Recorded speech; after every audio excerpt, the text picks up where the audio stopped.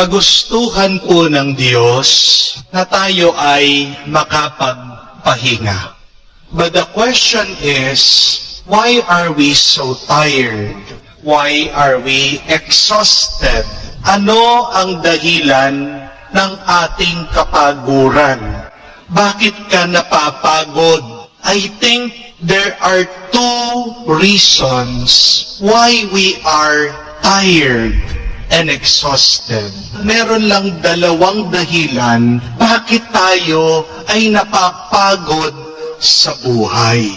The first reason is when we labor without fruits, and the second is when we carry so many burdens. Bakit ka pagod sa iyong buhay? Una, pagod tayo, hindi dahil nagtatrabaho tayo.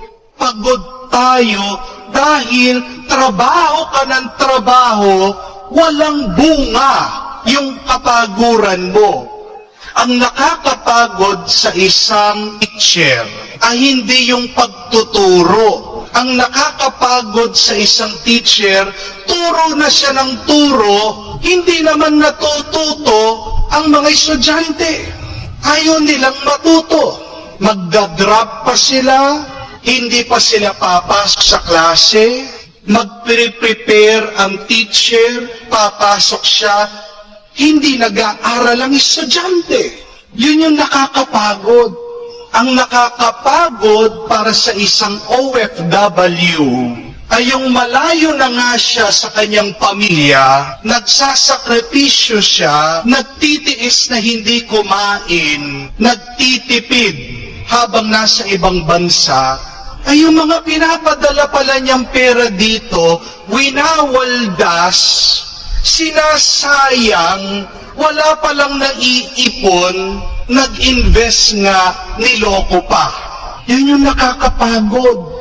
Ang nakakapagod para sa isang pari ay hindi yung nagmimisa, hindi yung nagsisilbi sa parokya. Ang nakakapagod para sa isang pari ay yung ginagawa na niya lahat para mapaganda ang parokya, ginagawa na niya ang lahat para maganda ang kanyang pamilya, abay wala pang magsisimba, tapos sisiraan pa siya. Yun yung nakakapagod, hindi yung trabaho.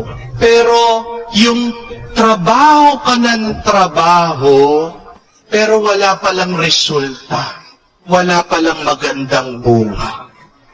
Pangalawa, ang nakakapagod ay yung napakarami mong dinadala, bit-bit sa iyong buhay. Iniisip mo na ang iyong pamilya, iniisip mo na ang iyong trabaho, iniisip mo pa ang iyong sakit, iniisip mo din minsan ang iyong mga kaibigan. Hindi mo ba makalimutan yung iyong nakaraan? Merong ka pang bisyo, merong ka pang kasalanan, merong ka pang insecurities. Napakarami mong dinadala sa iyong buhay.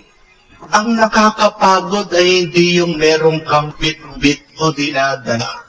Ang nakakapagod ay yung pag sinasaklaw mo lahat at sabay-sabay mong dinadala, bit-bit lahat ng yan, hindi mo kaya. Yun yung nakakapagod. Anong gagawin natin pag tayo'y pagod na? Matuto tayo kay Jesus. At ano ang ginawa ni Jesus? Una, kahit na nakikita niyang nagpapagod siya, pero mukhang walang bunga, hindi po siya tumigil. Keep on laboring, keep on working, even if it seems there is no result and fruits. Be like Jesus. Naranasan din ng ating Panginoon. Nagtuturo na nagtuturo, nagpapagaling ng mga tao, nagpapakita ng milagro, pero siniraan din siya, inisnab din siya, at pinagplanuhan pang ang patayin siya. But did Jesus stop? No. Kasi kung sa tingin niya walang resulta, darating din ng araw, merong tutubo sa kapaguran niya. Hindi ba natin nakikita? Pero meron siyang ginagawa. Siyang magpapatubo ng bunga ng iyong kapaguran. Keep on laboring and allow the grace of God to make it grow. But secondly, allow God to hold some of your burdens. Paubaya mo naman sa Diyos. Huwag mong sasaklawin lahat. Huwag mong yayakapin lahat. Di mo naman kaya lahat. Isa lang. Yan lang yung kaya natin. Isa lang. Allow God to take some of your burdens. Paubaya mo sa Diyos. Pagpatulong tayo sa Diyos. Kung masyado ng madami ang iyong dinadala, kaya niya yan. Yung kaya mo lang, yun lang yung iyong harapin. Magtiwala ka, natutulungan ka ng Diyos.